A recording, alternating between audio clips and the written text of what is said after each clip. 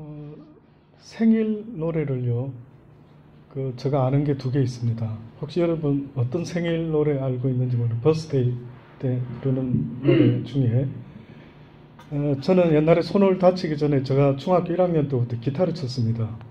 그래서 기타 치면서 노래하면은 수많은 자매들이 쓰러지기도 하고 그랬던 적이 있었습니다. 그때 왜 그러냐면은요, 그때 여러분 믿기가 쉽지 않으실 텐데, 머리가 장발이었습니다. 상상되십니까? 안 되죠? 제가 이렇게 머리를 휘날리면 머리가 이렇게 싹 제껴지면서요.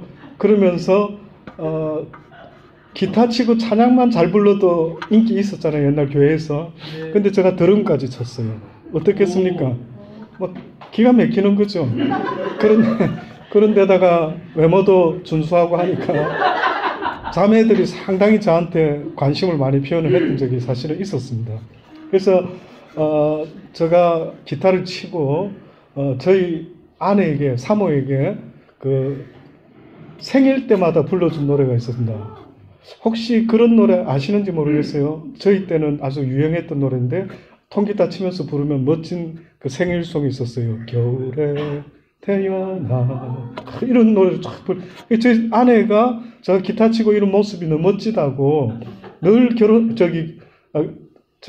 뭐죠? 생일 때 이 노래를 불러달라는 겁니다. 그래서 쫙 불러주고 했던 적이 있었어요. 근데 어느 날 교회에서 이제 사람들이 모여서 생일 축하 노래를 부르는데 한 10년 된 것 같습니다. 갑자기 누가 어떤 가사를 개작을 해가지고 부르는데 생일 축하 이래 불러야 되는데 뭐라고 하느냐 하면 왜 태어났니? 이렇게 노래를 부르는 거예요. 그럼 여러분 생각할 때 그 노래 부를 때 저는 깜짝 놀랐습니다. 놀라면서 좀 생각을 하게 됐어요. 좀 굉장히 철학적인 노래더라고요. 얼핏 들으면 별 노래 아닌 것 같은데 밥값도 못하면서 왜 태어났니 이랬지만은 가만히 생각해 보니까 왜 태어났느냐는 겁니다. 이 땅에. 그렇죠?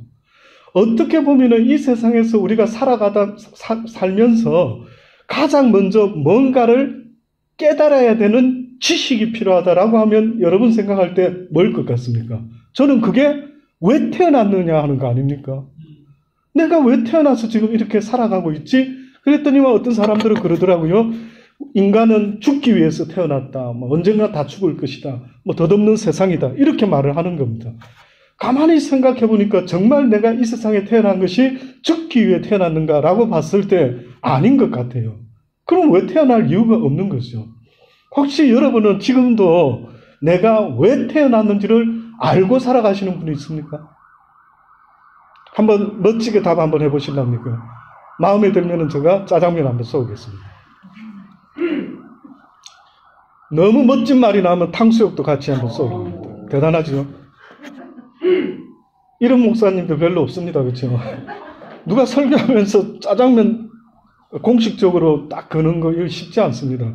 근데 제가 그 대신 저한테 지금 생각하는 기준에 반 이상이 넘어주시면 대답이 제가 진짜 한번 쏘을게요. 뭐냐면은요, 만약에 누군가가 아이들이 태어나서 아빠에게 아빠, 엄마, 내가 왜 태어났지? 내가 왜 살아야 됩니까? 라고 물어보면 뭐라고 말할까요? 여러분은.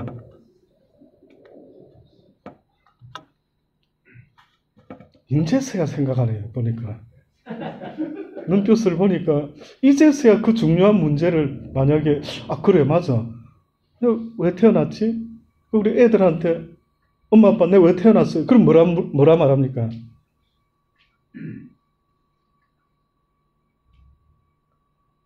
없습니까? 경험 없습니까?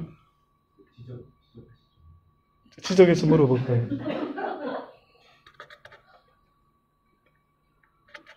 결혼한 지 오래되신 분 한번 좀 이야기 한번 해줘 보세요.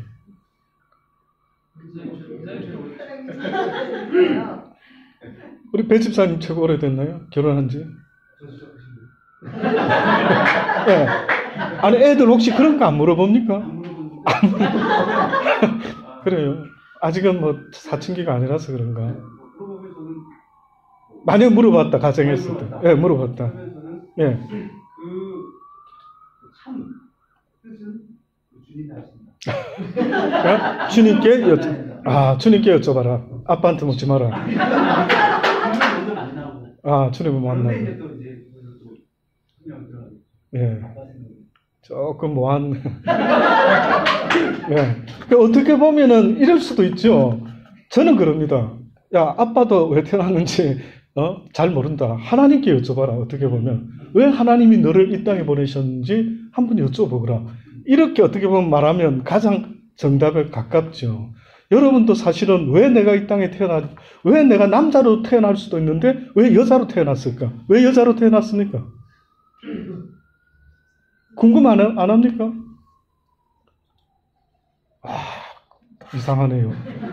저는 궁금하더라고요. 하나님이라는 전능자가 나를 지어서 이 땅에 보냈다라고 하니까 모든 게 궁금한 겁니다. 아버지, 왜 내가 이 땅에 태어났습니까? 사람들은 나에게 대답하기를 언젠가 다 죽는다. 이렇게 살다가 늙어서 죽는데 아무런 소망 없는 세상, 소망을 바라보고 달려가도 될까 말까한 인생인데, 그래서 힘을 내고 살아야 될 인생인데 왜 내 인생은 언젠가 죽는다 하니까 그럴 때마다 낙심이 되고 그럴 때마다 덧없는 세상 같은 느낌이 드는 것 아닙니까? 그래서 저는 어느 날 사춘기 때에 하나님, 내가 왜 태어났는지, 내가 왜 예수님을 믿어야 되는지 알기를 원한다라고 그분 앞에 나갔던 겁니다. 그래서 새벽에 나가가지고 무릎을 꿇고 따지려고 했는데 그때 그 하나님의 은혜 가운데요, 그 하나님이 나의 죄를 보이시면서 여러 가지 은혜 가운데 지금까지 이렇게 오고 있는데, 왜 태어났느냐라고 물어보신다면 저는 이렇게 대답합니다. 영원한 생명을 얻기 위해서 우리는 태어난대. 별로 와닿지 않으신 모양입니다. 뭐 상관없습니다. 와닿지 않아도요, 그 성경에 있는 이야기입니다. 오늘 읽었던 말씀을 보면은요, 33절의 말씀에 보면 이런 말씀이 있죠. 너희는 먼저 그의 나라와 그의 의를 구하라. 이렇게 나와 있습니다. 내가 무엇인가를 구한다라고 하는 것은요, 어떤 의미가 있느냐 하면 내가 바라는 것입니다. 내가 희망하는 것입니다. 내가 소원하는 것이죠.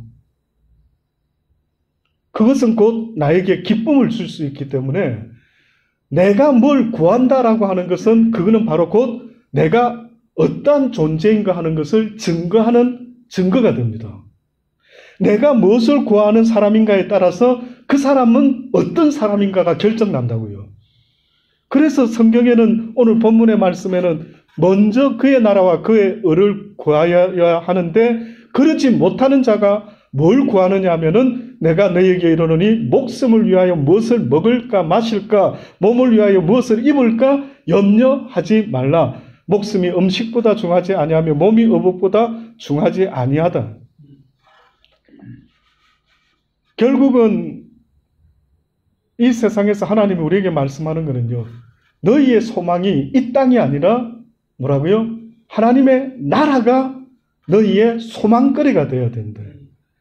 너희가 바라고 구하고 원하고 갈망하는 것이 만약에 이 세상에서 있다고 한다면, 또다시 말하면 내 인생에 목이 말라요. 목이. 살면서 목마른 거 느껴보셨습니까? 제가 만약에 설교를 하고 나면 목이 말라서 뭘 찾을까요? 물을 찾습니다. 물을. 물론 콜라 찾는 사람도 있겠지만 저는 물을 찾아요. 다시 말하면 하나님께서 우리네 인생이라는 존재가 무엇인가를 갈망하도록 만들어 놓은 거예요. 이 땅을 죽기 위해서 태어난 게 아니라 뭔가를 우리에게 갈망하도록 원하는, 바라는 소원을 가지도록 우리에게 원하시는 게 있는데, 그게 뭔가라고 봤더니만은 먼저 그의 나라를 구해라는 거예요. 성경에 한편 강도가 있었죠. 그 한편 강도가 다른 한편 강도는 예수님을 뭐라고 하면서 조롱하면서 네가 하나님의 아들이면 너도 이 십자가에서 내려오고 우리도 십자가에서 내려올 수 있도록 한번 해봐라 라고 그렇게 이야기를 하죠. 그랬더니만 또 다른 한편의 강도가 뭐라고 이야기합니까? 야, 우리는 죽을 수밖에 없는 죄인이지만 이분은 그런 분이 아니다 라고 이야기하면서 그 한편 강도가 뭐라고 말했는지 아십니까?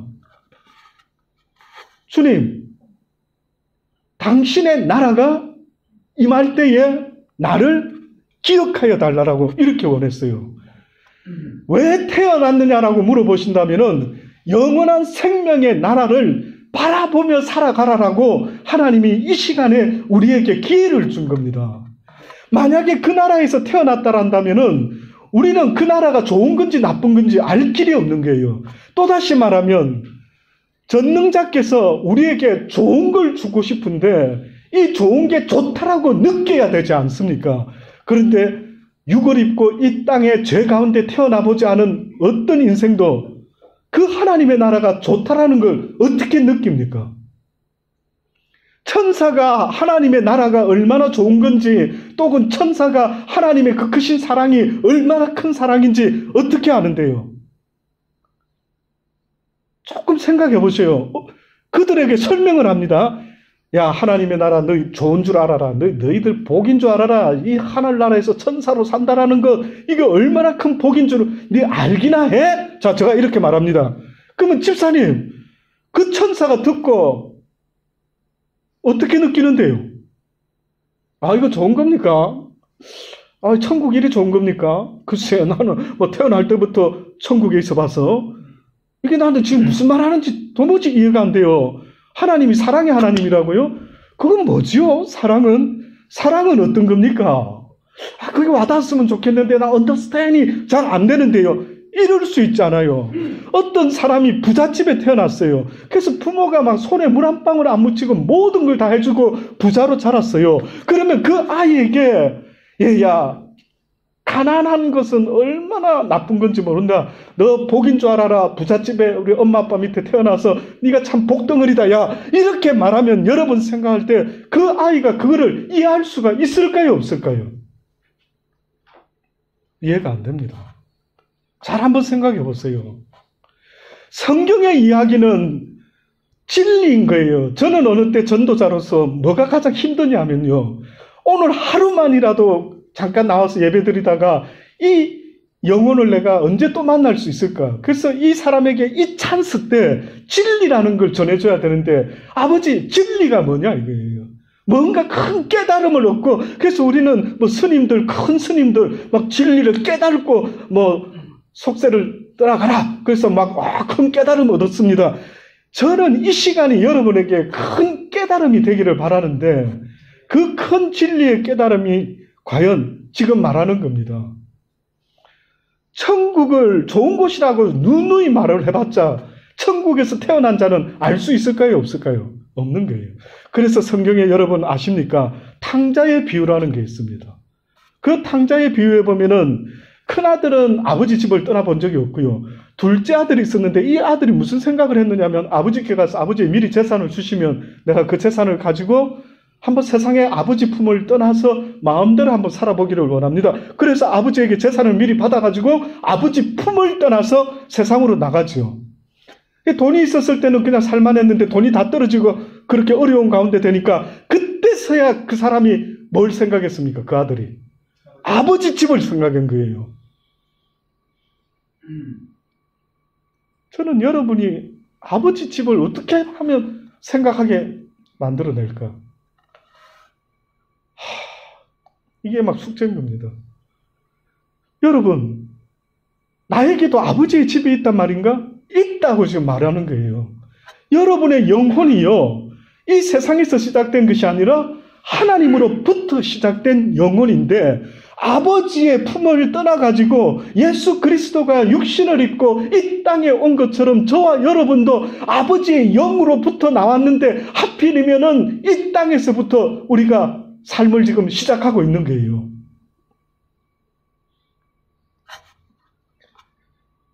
원래는 우리의 영은 하나님께 속한 영이기 때문에 이 영적인 예가 본능만 좀 살아있으면 다 아는데, 이거 어떻게 말하죠?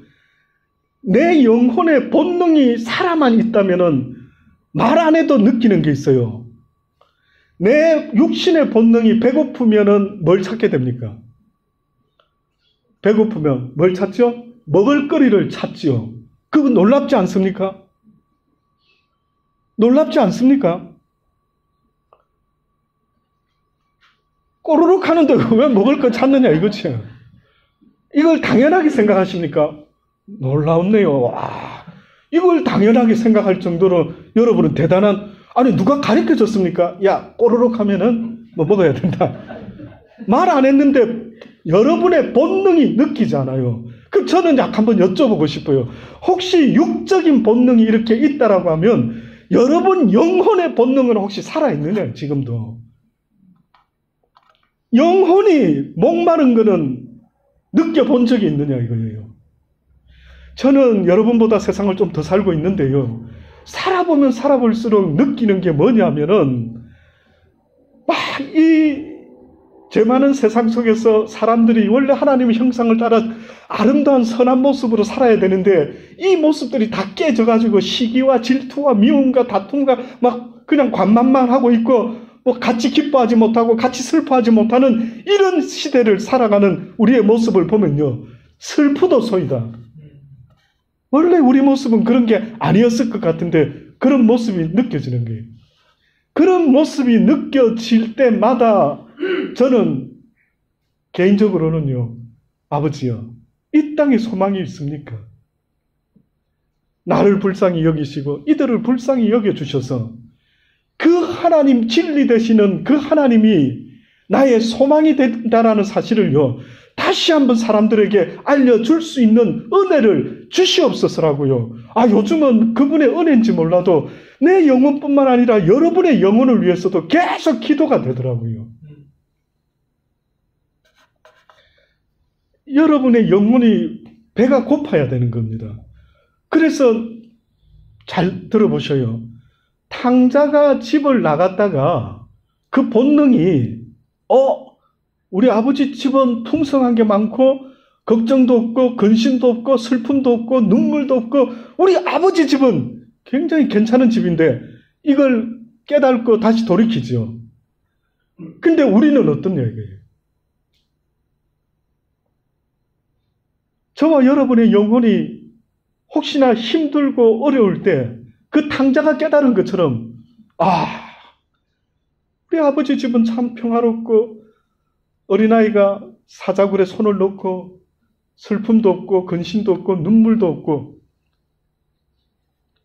이것이 영적인 본능이 살아있으면은 이건 누구나가 그렇게 느끼게끔 되어 있었던 거예요.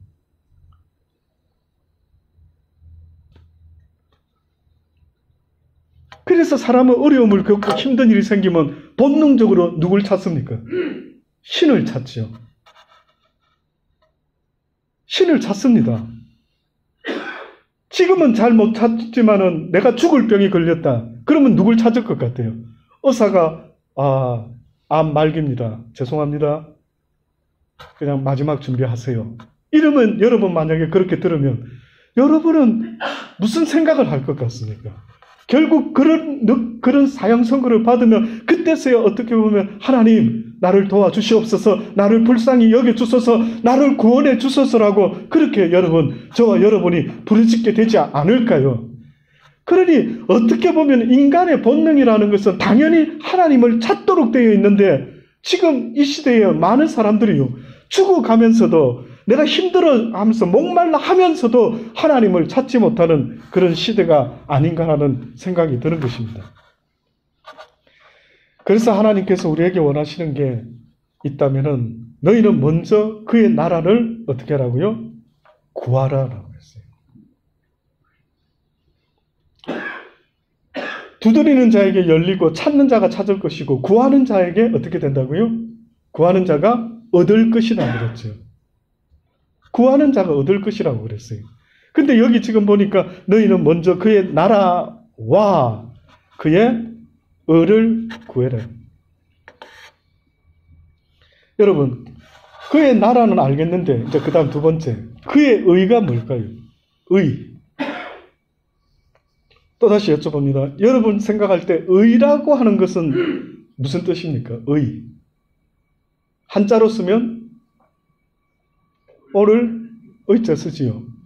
대충 아십니까? 한자? 잘 모릅니까?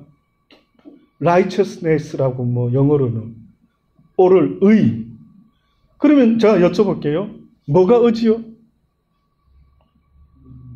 성현형제, 뭐가 의입니까?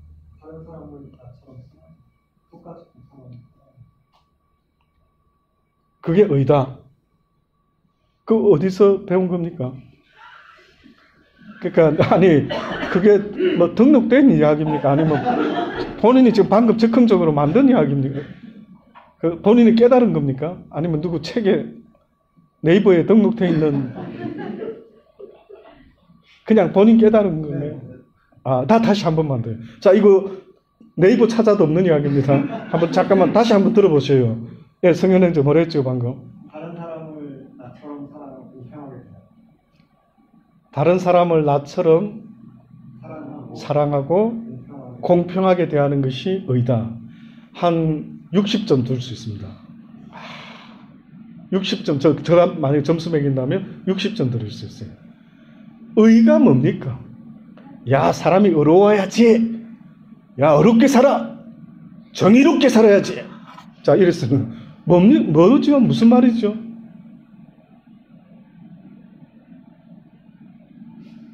와, 여러분 그런 거 막 신경 안 쓰고 그냥 편하게 사시는 모양이에요. 아유, 목사님, 지금 쌀값이 얼마인데, 요즘 뭐 보리값이 올라가 지금 걱정이 나, 태산인데, 뭐 그런 거를 여러분, 너무 육적이지 마시기를 주의 이름으로 권면합니다. 의가 뭐죠, 진짜? 의가 뭡니까, 도대체가? 의.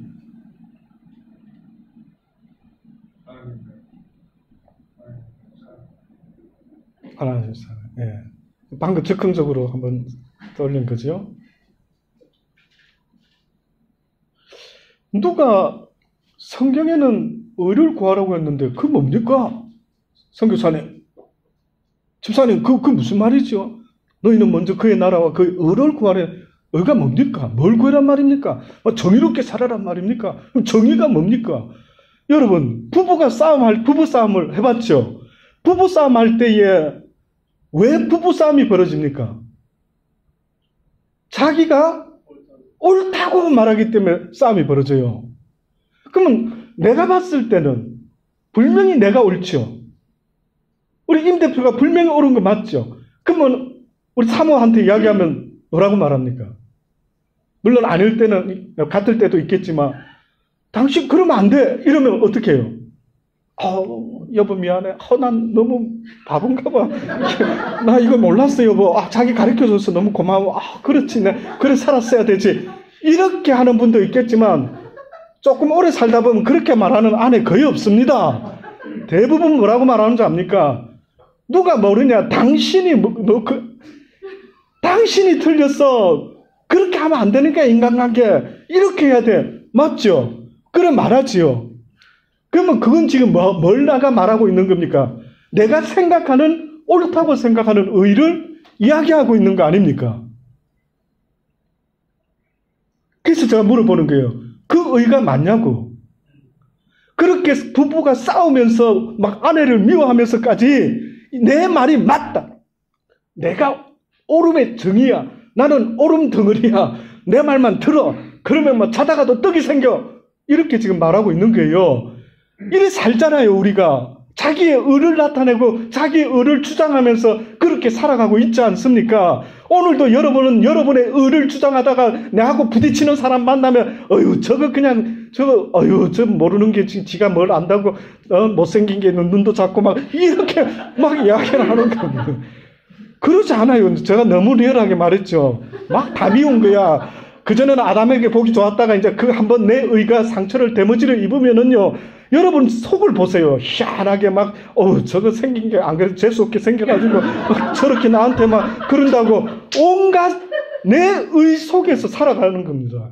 그게 내 의예요. 바리새인들이 왜 예수님한테 너희가 왜 교회 안에서 너희의 의를 드러내느냐라고 자꾸만 말했어요. 근데 오늘 성경에 보니 하나님의 나라, 그의 나라와 그의 의를 구하라는데 그의 의가 뭐냐 이거예요. 그의 의가. 지금부터 알려드리겠습니다. 그의 의가 무엇을 말하는지. 여러분 로마서 3장 말씀해 보면은요. 로마서 3장 19절로부터 말씀해 보면 우리가 알거니와 무릇 율법이 말하는 바는 잘 한번 이게 좀 어려운데 조금 집중해서 좀 오늘 피곤합니까? 오늘 분위기가 전부 다 약간 파장하는 채소 가게 채소들과 같은 그런 느낌이 조금 들기는 합니다. 오늘 인생이 힘들지요. 삶이 힘들지요. 뭐 어쨌든 조금 여러분 얼굴 보고 있으니까 이 시간에 조금 좀 피곤한 모습이 좀 보이긴 합니다. 근데 그럼에도 여호와의 말씀은 꿀송이와 같아 달다. 이 시간에 여러분, 그래도 저는 전공이 이거 아닙니까? 예? 허구한 날 고민하고 몸부림치는 게 이거 아닙니까? 저는 뭐 회계 모르면 우리 집사님 찾아갔죠. 한번 가가지고 그럼 내가 모르는 거는 물어본대. 나도 겸손하게 전문가한테 물어본대. 그러면 여러분 좀 겸손하십시오. 모르면 조금 하나님 말씀을 전문으로 하는 사람한테 이야기를 할 때는 조금 귀담아 들어줘야죠. 왜 그렇게 교만합니까? 예? 인생도 나보다 조금 살아놓고 왜 많이 살은 내가 깨달은 걸 지금 그냥 알려주잖아요. 짜장면도 안 얻어 먹어봤는데도 그냥 무료로 지금 해주는데도 들어봐라는 거예요. 이 귀한 진리 얻고. 그래서 제가 자꾸 짜장면 이야기하는 게, 와, 이런 놀라운 깨달음을 왜 그 깨달음에 대한 가치는 스스로 왜 만들지 못하냐. 저 같으면 누가 나한테 진리를 깨닫게 해줬다. 그럼 어떻게 할까요? 땡큐. 나에게 그걸 알려주신 당신이, 그럼 어떤 책을 보다가 읽어봐서, 어머나, 이 목사님 도대체 이런 귀한 말씀을 어떻게 다 찾아서 보는 거예요, 저는요. 오늘 지금부터 드리는 말씀이 그런 거기 때문에 한번 들어보셔요. 보세요. 우리가 알거니와 무릇 율법이 말하는 바는, 율법이라고 하는 것은 예수님이 태어났을 때 성경은 율법 아래에서 태어났다 했어요. 자, 그런데 그 율법이라는 게 유대인들에게 있었는데, 유대인들에게는 318개 정도의 그 법이 있습니다. 근데 그거를 쫙 줄여놓은 게 모세가 받은 십계명이고요. 또 그걸 쫙 줄여놓은 게 뭐라고 했습니까? 신약 성경에, 예, 하나님을 사랑하고 마음과 목숨과 힘과 뜻을 다하여 주의 너의 하나님 사랑하고 내 이웃을 내 몸과 같이 사랑하라. 이 두 개가 모든 선지자의 강령이라, 말씀과 강령이라. 자, 근데 이 율법이 말하는 바는 율법 아래 있는 자들에게 말하는 것이니, 이는 모든 입을 막고 온 세상으로 하나님의 심판 아래 있게 하려 함이라. 율법이 존재하는 것은 모든 사람의 주둥이를 딱 틀어막아가지고, 너는 죄인이야. 모르겠어?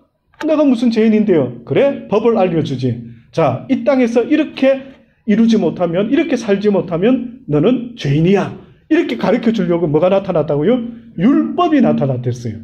보니까 율법이 그렇게 이제 나타나서 하나님 앞에 모두가 다 심판 아래 있을 수밖에 없다. 그래서 죽여도 상관이 없는 존재다 하는 것을 율법이 알려줬다. 그러므로 율법의 행위로 그의 앞에, 하나님 앞에 어렵다 하심을 얻을 육체가 없나니, 율법으로는 단지 마지막 율법의 결론은 죄를 깨달음이다. 그러니까 율법을 제대로 배운 사람이면 어떤 결과를 얻어야 되느냐면은, 나는 죄인이었구나.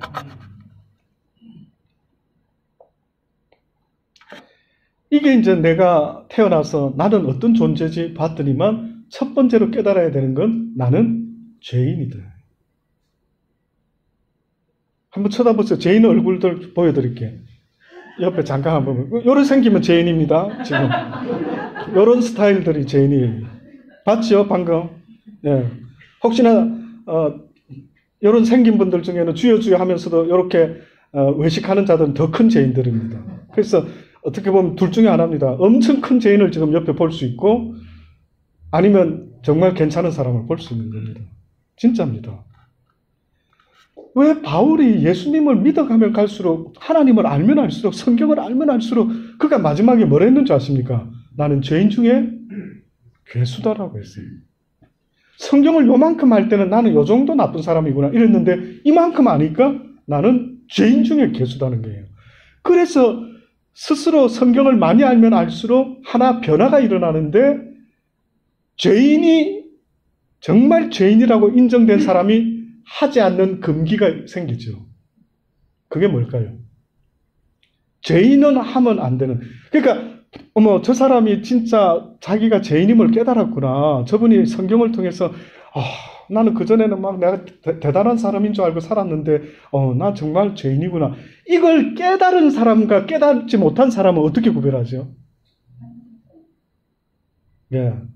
누가 미리 가르쳐 준 것 같은데. 어느 교회 다니십니까? 좋은 교회 다니면 그렇습니다.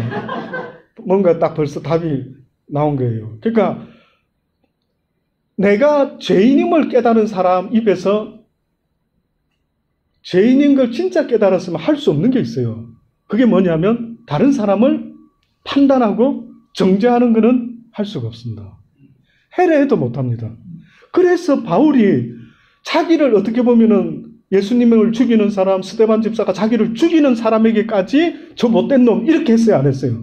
안 했죠. 그럼 뭐라고 말했습니까? 주여, 저들이 하는 일을 저들이 알지 못하고 그러는 것이니 오히려 어떻게 해달라고? 용서해달래요.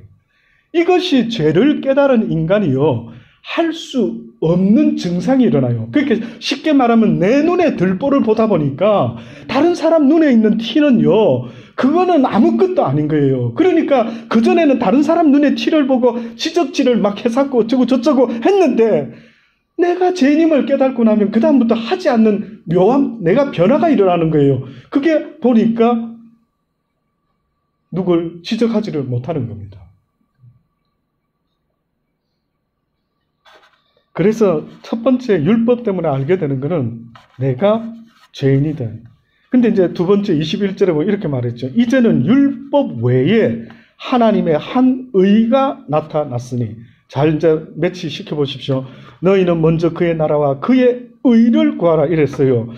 도대체 뭐가 이렇게 중요하길래 먹고 마시고 구하는 것보다 더 중요한 것은 먼저 그의 나라와 그의 의를 구하라. 도대체 그 의는 뭘까라고 생각한 거예요. 뭐 분분할 수 있습니다. 뭐 주석가들도 이렇게 말하고 저렇게 말할 수 있습니다. 그러나 제가 깨닫는 의는 이제는 율법 외에 하나님의 한 의가 나타났으니 율법과 선지자들에게 증거를 받은 것이라.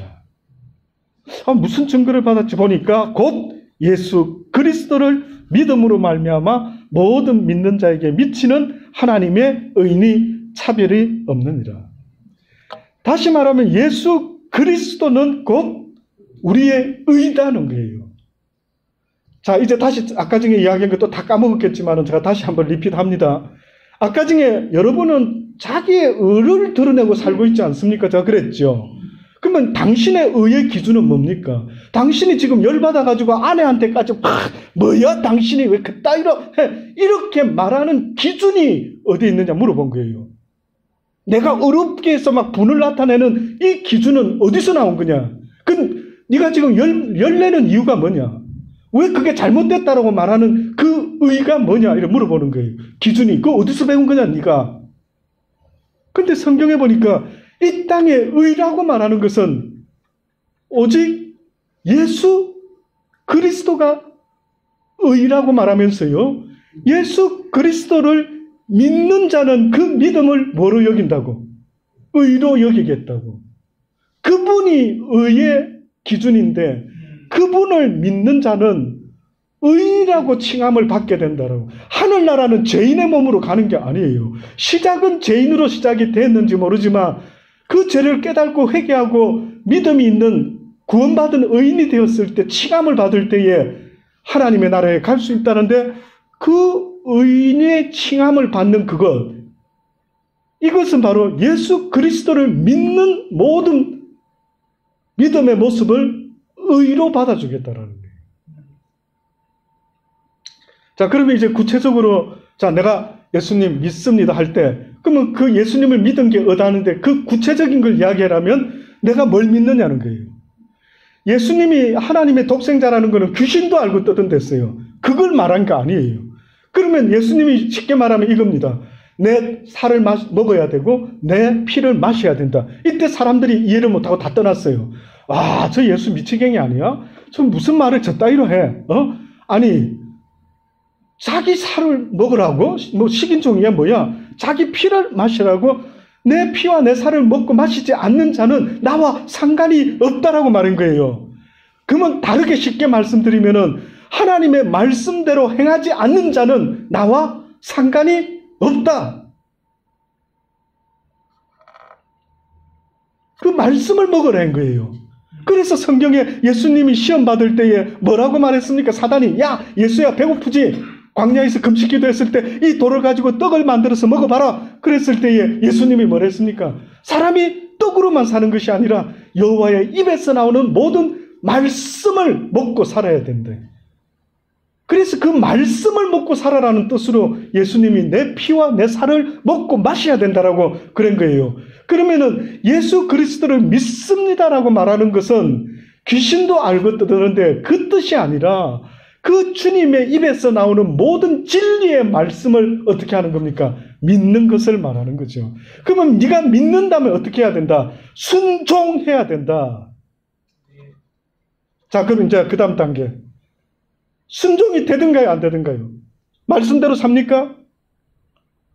아버지의 믿음을 이어받아서 어렸을 때부터 믿음의 가정에 태어나서 아버지의 말씀을 늘 듣고 그 진리 속에 근데 살아보니까 어떻든가요? 그래, 사라집니까? 그럼 왜 잘 안 사라지지? 순종하고 싶은데 왜 순종이 안 되지? 그래서 능력 없는 자신을 보게 되는 거죠. 아, 이거 왜 안 되는 거지? 그래서 성경에 보면 상한 심령과 애통하는 마음을 하나님은 받으신다. 그러니까 여러분이 이 세상 살아가면서 상하고 애통하는 심령이 하나님 기뻐 받으시는 산 제사다라고 하는데 누가 상하고 애통한 심령이 되냐면 하나님의 말씀대로 살아야 되는데 이렇게 사라지지 못하는 자기를 보고 너무나 괴로워해야 되는 거예요. 그러니 여러분이 이 세상에서 힘들고 괴롭고 근심이 되는 것은 무엇을 먹을까 마실까 입을까 어떻게 할까 이것 때문에 근심해야 되는 것이 아니고 무엇 때문에 근심해야 된다고요? 주의 진리의 말씀에 순종하고 싶은데 순종하지 못할 때 오히려 어찌하면 좋겠느냐고 하나님 앞에 몸부림을 치는 거예요. 그래서 궁극적으로요, 하나님이 주고 싶은 능력이라는 것은요, 말씀을 순종할 수 있는 힘을 말하는 겁니다. 무슨 귀신을 쫓고 잡아뜨리고 뭐 하는 이 능력이 아니라 주의 말씀을 준행할 수 있는 능력을 나에게 주소서. 아버지의 말씀을 순종할 수 있는 능력을 나한테 드려. 이것이 구하는 자에게 주시기는 원하고 하늘을 사모하는 자에게 주기를 원하는데 문제는 여러분이 구하지 않는다라는 거예요. 그래서 다시 한번 처음으로 돌아갑니다. 지금도 여러분의 가슴 속에 갈망하는 게 뭐냐 물어보던 거죠. 뭘 갈망합니까 여러분이 지금? 다 잊어먹었어요. 가만히 있어. 내가 지금 뭘 늘 사모하는 게 뭐지? 없어요. 있다면 기껏해야 비즈니스 잘 되는 거. 맞습니까? 뭐 아닌 척 표정을 시치미를 뚝 떼고 앉아있는데 그러지 마세요. 정말로 한번 스스로한테 물어보세요. 여러분이 지금 이 순간에 내가 갈망하는 게 뭔데요? 갈망하는 거예요. 이 갈망을 뭔지 모르겠는 모양이라 여러분 뭐가 갈망하고 사모하고 또 생각나고 살면서 그런 적이 있었습니까?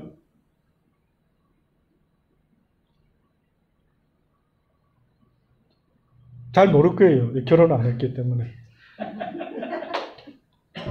제가 지금 말하는 거는 살면서 희한하게 갈망하고 뭐를 생각나고 떠오르고 하는 이런 놀라운 일이 한 번은 겪죠. 그게 뭡니까? 연애할 때. 연애 결혼한 사람은 압니다. 아는 미소를 짓고 있는데요. 너무 신기하더라고요. 살아보니까. 여러분, 저도 저 인생 평생을 다 토탈해서요.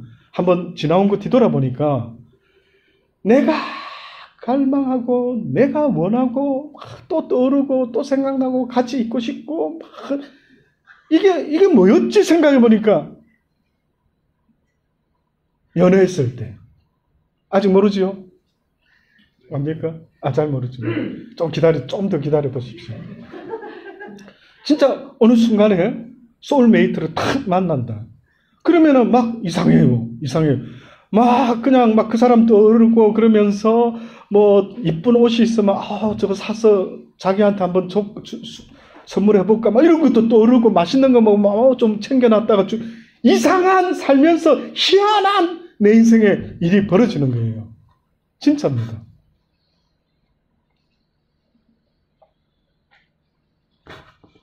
여러분,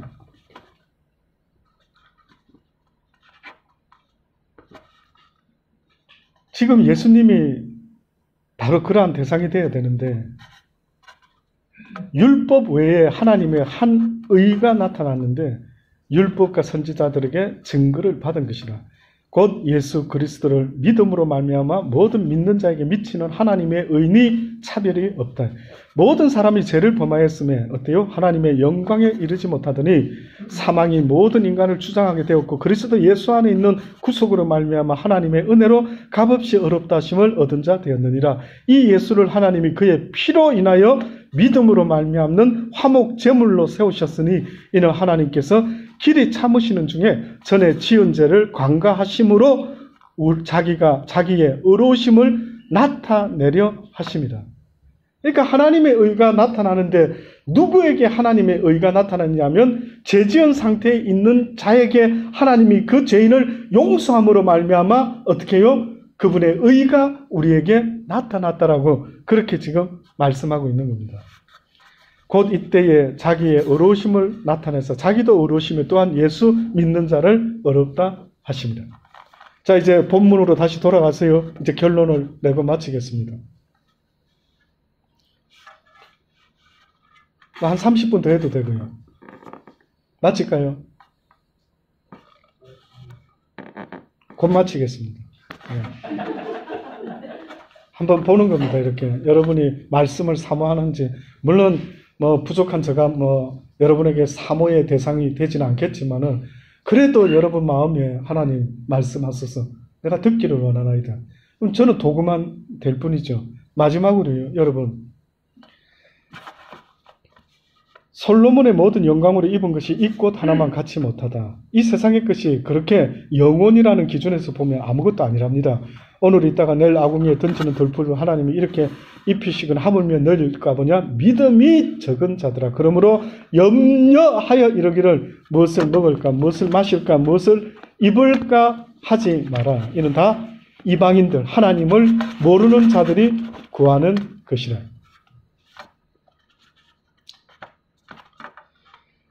이제 마지막으로 내가 믿음이 있는 사람인지 없는 사람인지를 알 수 있는 것은요, 내가 이 세상의 것들로 인하여 염려하고 있는지 안 하고 있는지를 보면 된다.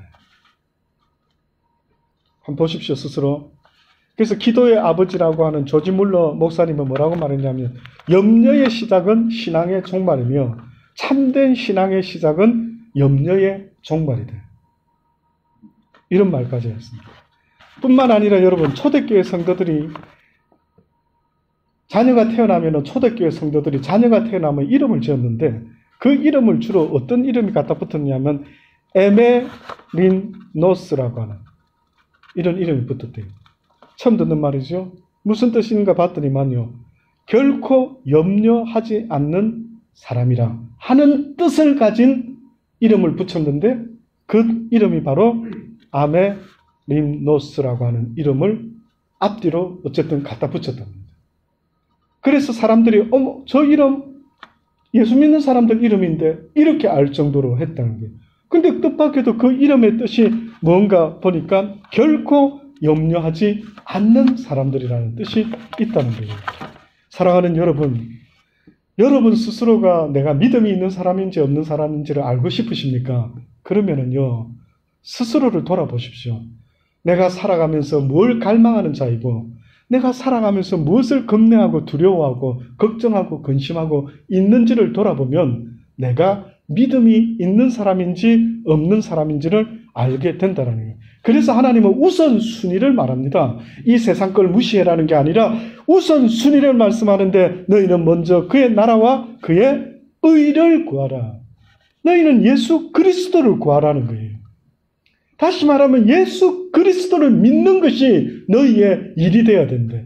우리가 하나님의 일을 하기를 원합니다. 무엇이 하나님의 일입니까? 라고 했더니만 나 예수 그리스도를 믿는 것이 곧 하나님의 일이다라고 그렇게 말했던 거예요.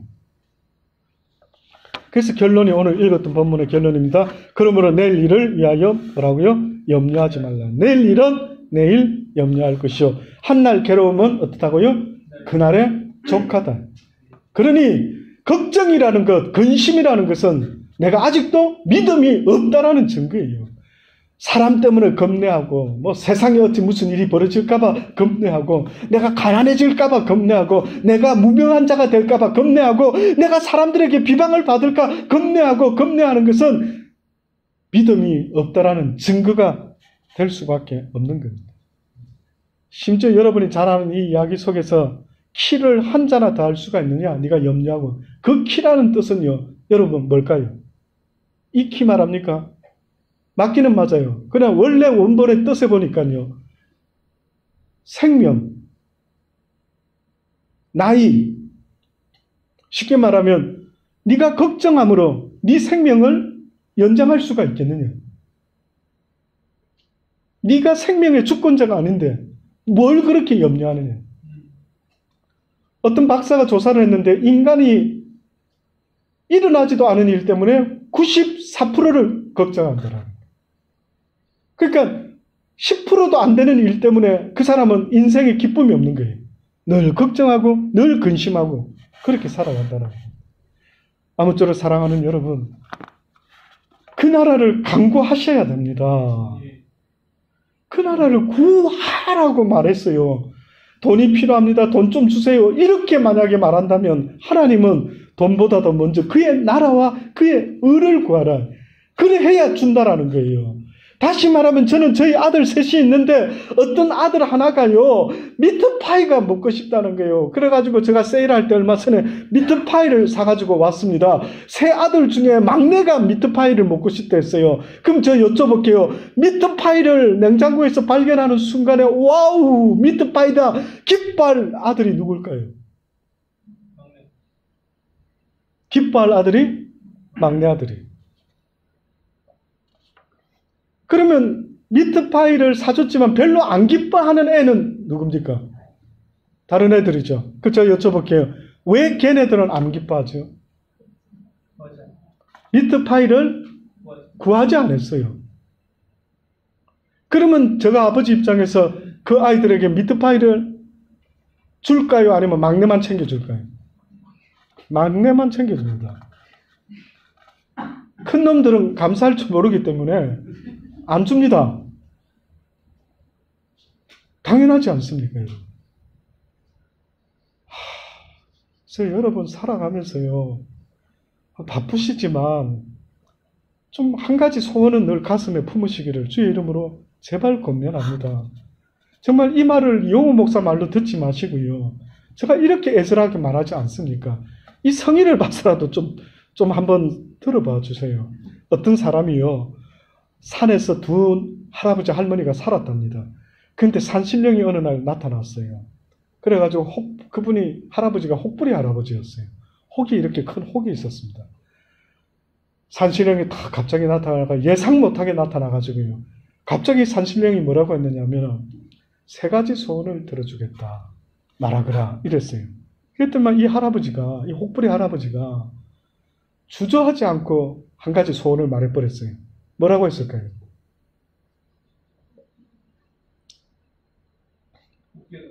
혹대 달라고. 주저없이 말을 했어요. 그랬더니 할머니가 뭐라 했을까요? 할머니가 어떻게 반응했을까요? 딱 세 가지 소원만 말하거라. 들어줄게. 근데 할아버지가 첫 번째 소원을 써버렸어요. 근데 뭐 어디에 썼다고요? 혹이 없었으면 좋겠대요. 할머니가 열받은 거예요. 할머니 열받았습니다. 그러면 혹 평생 달고 다녔는데 있으면 어떻고 없으면 어떻고. 할머니 봤을 때요, 할아버지는 평생의 소원이 아마 혹이 없어졌고 한번 살아봤으면 좋겠다. 이게 평생의 소원이었던 것 같아요. 저는 이해합니다. 할아버지의 마음. 그런데 할머니가 열받은 거예요. 아니 3개밖에 안 되는 소원을 어디 그따위에 혹대 달라고 썼다 이거예요. 그러니까 할머니가 갑자기 열이 딱 받치니까요, 저놈의 떨어진 혹이 저 할아버지 맞박이 갖다 붙어버려요. 이렇게 말을 한 거예요. 아, 여기 붙어있던 혹이요, 할아버지가 여기 붙어버린 겁니다. 이렇게 혹이 이리 내려온 거예요. 어때요, 여러분? 이 할아버지도 막 열받은 거예요. 그래가지고 막 어쩔 줄 몰라고 이제 할머니가 할아버지하고 이제 하나 남은 소원을 얻어낸 거예요. 여보, 우리 이렇게 감정적으로 살지 맙시다. 우리가 진짜 한번 잘 생각해 봅시다. 그래가지고 언언해가지고 이거 너무하지 않느냐. 내 이 혹이 여기 있는 것도 내가 싫어가지고 떼줬으면 좋겠는데 이게 이마떡에 붙어 있으니 힘이 괴롭다. 그 언언해가 어떻게 마지막 세 번째 소원을 썼어요. 어디에 썼을까요? 그냥 혹을 떼는 걸로. 그냥 혹 없이 한번 살아봐. 결국은 그러니까 쉽게 말하면 그 할아버지 할머니의 그 귀한 찬스를 갖다가 혹 하나 떼는 데 쓴 거예요. 이 세 가지 소원을 갖다가. 저는 그 이야기를 옛날에 딱 들었을 때 이 생각이 드는 거예요. 와, 나도 만약에 내가 살다가 갑자기 하나님께서 아들아, 네가 무엇을 구하느냐. 세상에 중세시대의 어느 수도원에서요. 여러분 아시는 분 알 거예요. 어느 수도사가 기도를 했답니다. 하나님, 나에게도 응답하소서. 뭐 어떤 분들은 막 환상을 보고 막 음성을 듣고 신령한 주의 말씀을 경험하는데 나는 왜 이렇게 못 듣습니까? 겪게 해주십시오. 그랬대요. 그러니까 어느 날 주님이 갑자기 딱 나타나셨어요. 그 사람이 주님을 보자마자 쇼크사로 죽었답니다. 그럼 이게 무슨 말일까요? 전혀 마음에는요 준비가 안 돼 있었던 거예요. 실제 구한 것이 아니었던 거예요. 그냥 넋두레 같이 막 불평하면서 이야기한 모양이에요. 그래 죽어버렸다. 제가 이 말씀 마지막으로 드리는 거는요. 여러분의 믿음의 소원이 뭡니까? 여러분이 자꾸만 믿음 이야기하는데 그러면 믿음의 소원이 뭐냐고요? 믿음을 주신 하나님이 믿음 가진 자가 뭔가 소원하게 만들었는데 믿음이라는 어떤 것이 원하는 마지막 소원이 있다라는 거예요. 성경에는. 이 믿음의 소원이 뭐냐 이거예요. 그건 바로 뭐라고요? 그의 나라와 그의 의, 예수 그리스도, 그분이 내 소원이 되어야 되는 거예요. 그러니 여러분, 날마다 간구하고 소원해야 되는 게 뭐냐면은 여호와를 갈망하는 거예요. 예수님을 갈망하는 거예요. 그의 나라를 갈망하는 겁니다.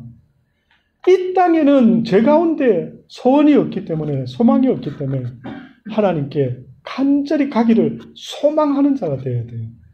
그래서 예수 믿노라 하면서 이 땅의 것을 구하는 자가 있다면 그들은 이방인과 똑같아요. 사랑하는 여러분이 이제는 바라고 갈망하는 게요. 남편, 아내가 아니라 예수 그리스도가 여러분의 사모의 갈망의 대상이 되기를 간절히 주의 이름으로 축원합니다. 기도하십시다.